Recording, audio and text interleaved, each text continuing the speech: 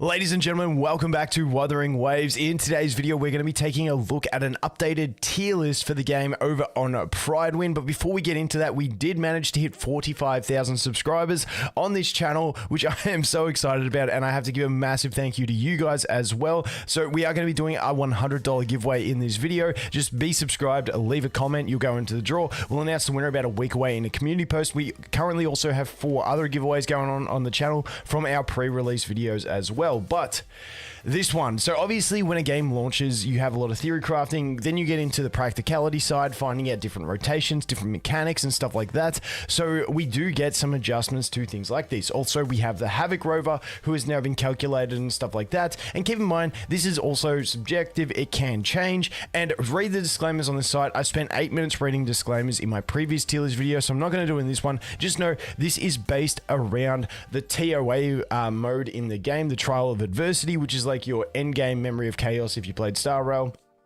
Abyss if you played Genshin. It's based around that. And just keep in mind, with that mode, you do need 3 teams at the end of the day. So, you know, you are going to have to build a lot of stuff anyway. But let's get into it and take a look at some of these changes. Now, the only 2 that are visible with the icons are Sanhua and also the new Havoc rover in here. But they did do some other changes on the 23rd as well, which I want to cover as well because that's basically since the last time that I covered it. Now, I want to go through the changes mainly. I'll go quickly and touch on all the characters as well for those that want my thoughts on them. But yeah, it's like I do like some of these changes because Sanhua was one of my favorites, and she is actually a really solid unit. Some CN tier lists I am seeing are actually rating her as like tier 0 as well. The other thing is, once again, because this is based on the endgame mode where max DPS and basically maximizing your DPS in a rotation. Do you guys want me to get a couple other creators on and do like a boomer tier list and we talk about character? Because like some of the combos, like I watched some Billy stuff where the CN players are doing like 9 switches before getting back to their main DPS. Me, typically, I go main DPS, healer, hybrid, main DPS. I don't know. So if you want me to do like a boomer tier list that considers like how much damage output they have in like a simplified rotation, let me know. I think that would be an interesting video to get some people on for, just because like the game is more complex than, especially for casual players and especially on phone. And that's why I re-rolled for a new account that had Gian, because I've been doing a lot of playing on my phone as well, and that is like impossible to play complexity on a phone. But let me know. Anyway, let's go through it. Gian, just insane damage, AoE, grouping. Dude is just an absolute monster. By far the best damage dealer in the game at the moment. And also, on top of that, Calcharo, really tight windows, pretty tough to play in my opinion. Like play optimally, that is. So I just think Gian is tier 0 across the board, no matter what you do, because the dude is just face roll as well, which I absolutely love about him. We're not going to touch too much on what's her face Yinlin because she's not out in the game yet. I think it's a bit awkward having her on the tier list because I feel like also you got to consider teams, and then like Calcharo will get a boost from her and stuff like that. But yeah, we're not going to talk too much about her. She'll come out in a couple of weeks and we'll take a look. Then obviously Verena just universal support. She's got that, her buffing capabilities are ridiculous, plus low on field time makes her pretty awesome in general. That 30-second buff just that stacks through is fantastic. Baishi used to have it, then they changed her outro skill to be not as good anymore. Obviously I'm tipping just to make Verena look better as well. And then we jump into Calcharo. Once again, great DPS, great numbers. To me, he is a lot harder to play than Gian. He's like he's a lot.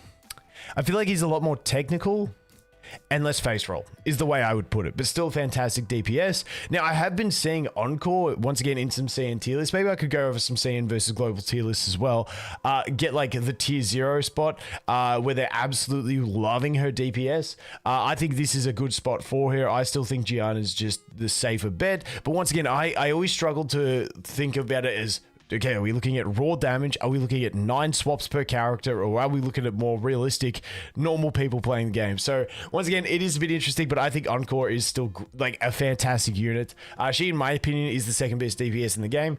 I know a lot of people love Calcharo. He just, for me personally, my playstyle, he just ain't it for me. Mortefi, honestly, Mortefi is just insane. My only issue with Mortefi if I'm being completely honest, is that this game doesn't have macros and I can't macro his E and left click into the same button. If his E would auto tap every time I press left click, it'd be fantastic, so I didn't have to spam 2 buttons. But the dude is so easy to play, so effective. His buffing capabilities are insane, and playing him with Gian is just... It's just so free. It's so free. So the dude is absolutely great. No doubt about that. So the next one is going to be Sanhua. So she has had an adjustment on the tier list. And I've got there, if you guys want to check it, you can go up here to the changelog and check it anytime. But I'm just going to read it on my other screen so that we can keep looking at the tier list while we go through these things. Also, sorry for my voice. I'm still getting over this cold, so if I sound like shit, I do apologize. But Sanhua, basically, with the addition of Rover Havoc to the tier list, which we'll talk about in a sec, who deals a large chunk of their damage through basic attacks, Sanhua finds another team to call home. This addition means that she's now the best support for Encore, Lin Yang, and Havoc Rover, all which are viable in the endgame. On top of that, Sanhua easily slots into any other teams as a generic carrier of the 5P Moonlit set, so the switch-in set, basically the white set, and the Heron Echo, meaning she can extend her usability even beyond this with some of the most coverage, lowest field time, and effective concerto rotations. Sanhua joins Mortefi as one of the go-to hybrid options for most teams. So that's...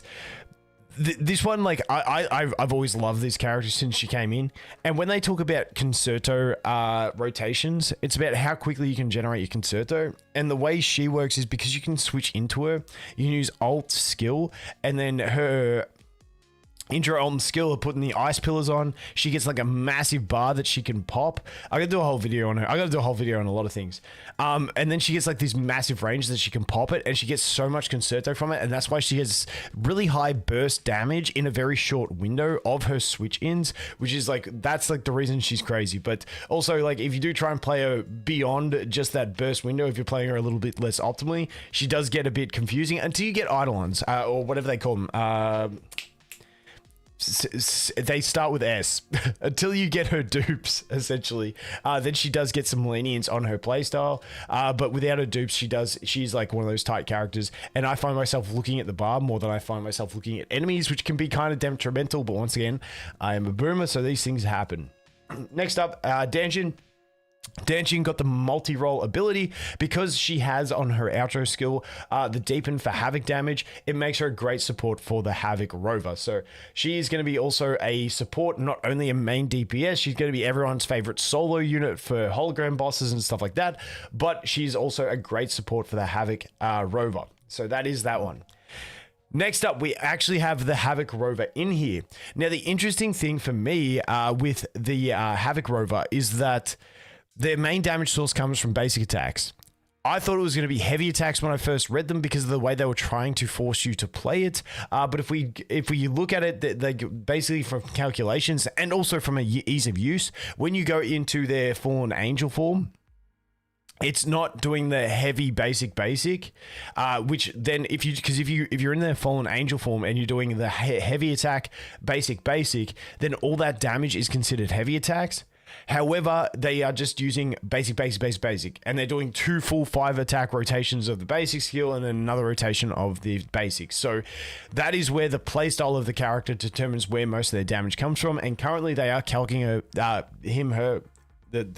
Havoc Rover on using just basic spam in their ultimate, which I do like. Even if it's like a tiny bit less DPS, I think it's a great way to calc it because it's just like such an easier way to play the character. Now, you still do have to do heavy basic in their basic rotation to get their gauge up, but I mean, even if you're not doing that, it's not the end of the world.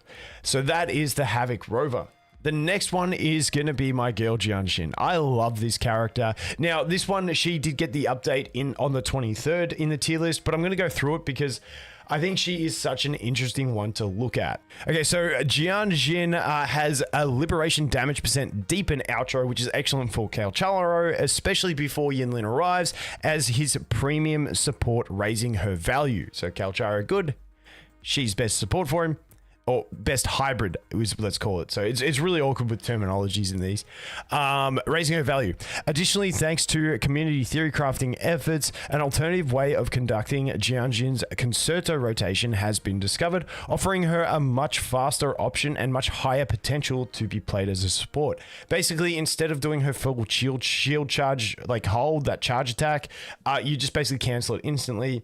You get the concerto from it, and then you can just keep going away, and you get the ult energy as well from it. So they basically found that just canceling it is like optimal for DPS rotations, but then you also have the option to fully channel it if you're going for survivability stakes. And this is what I love about this character, is that she's one of those characters that you can play in just about any role.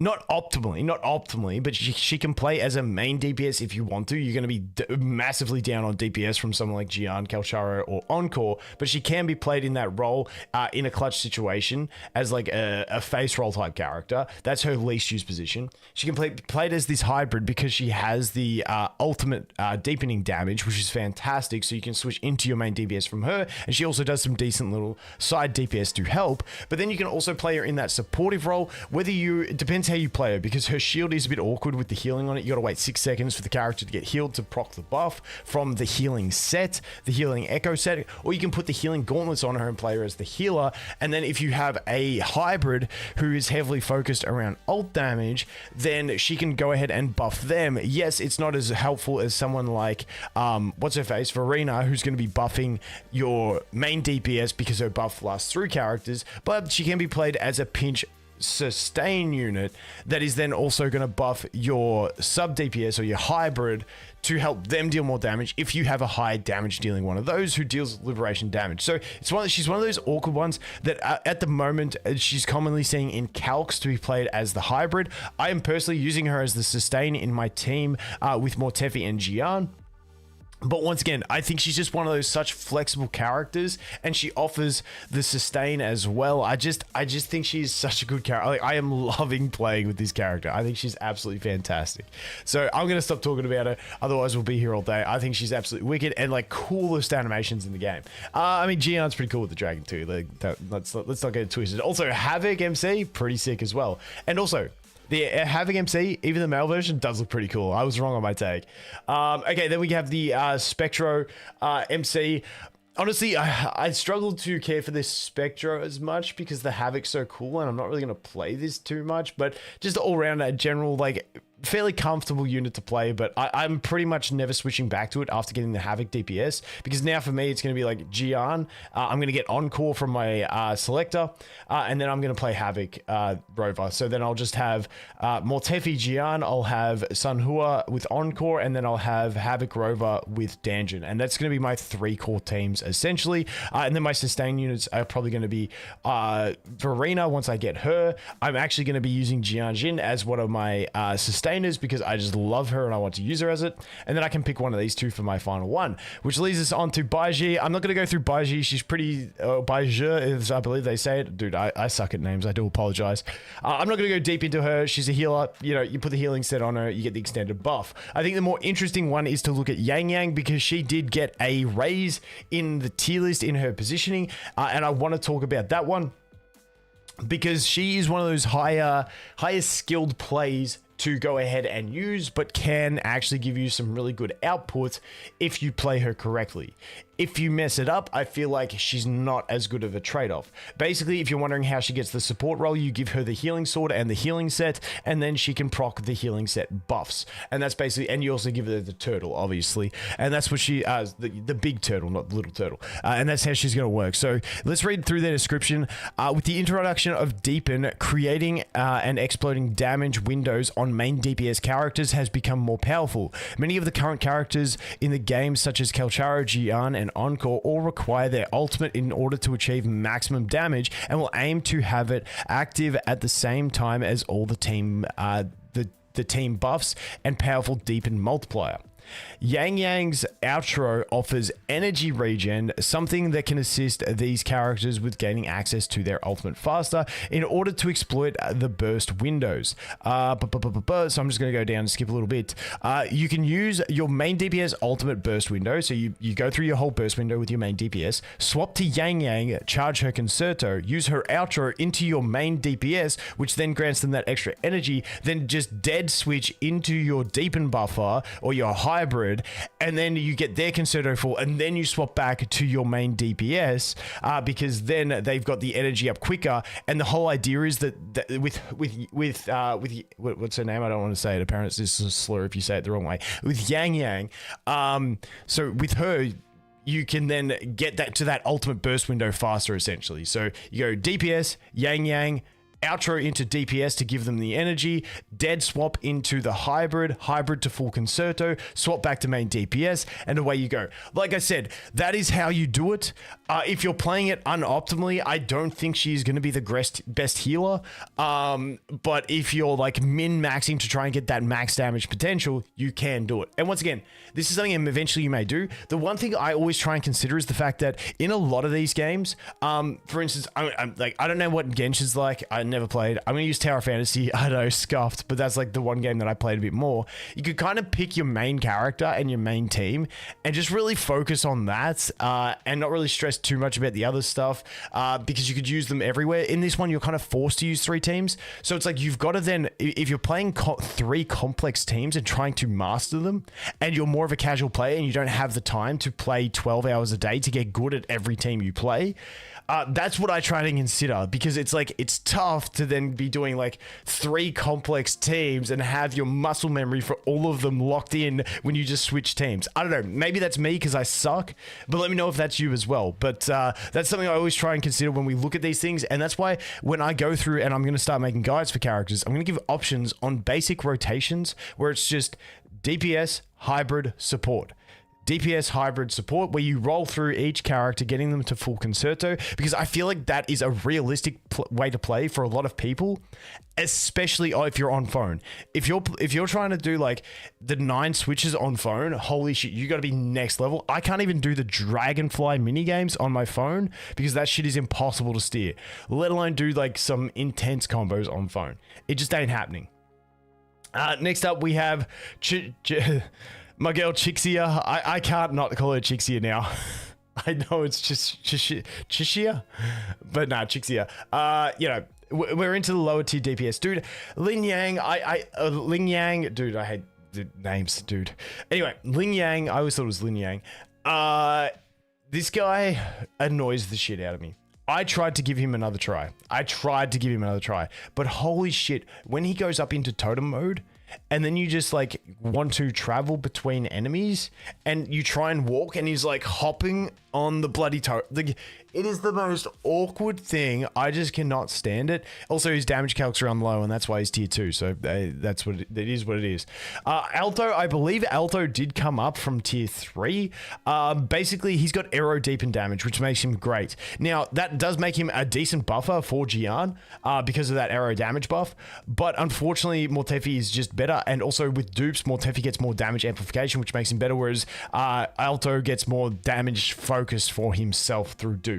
But I definitely think Alto is a great option if you just enjoy the character as just a buffing unit for arrow damage. Not too bad at all. Once again, the raw arrow damage buffing in a lot of situations, like the element buffing in a lot of situations could be better than like the type of damage buffing, because you only get a percentage of your damage based on the type of damage, whereas the element damage is basically everything. So definitely can be viable, but once again, he's sitting there. Yuan Wu, they basically said that they're still calcing him and trying to work him out because he got some core mechanical changes. I guess that's in timing of skills and everything like that. So we might see a change on Yuan Wu in the future, but at the moment we are not. And then we go into Tao Qi. Now, they did do a write-up here. Like Jianjin and Alto, she possesses Deepen Multiplier, which would in turn mean that you would be looking at her as your hybrid position character.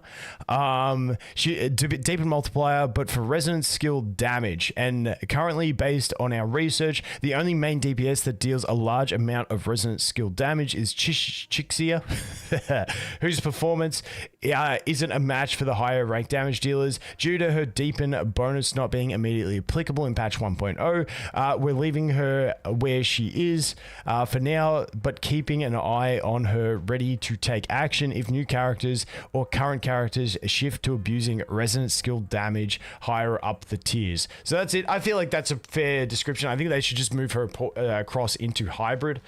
They do have the multi-role on her though as well, just to have that covered. But I feel like if she just sits over here, that would probably be a safer place for her.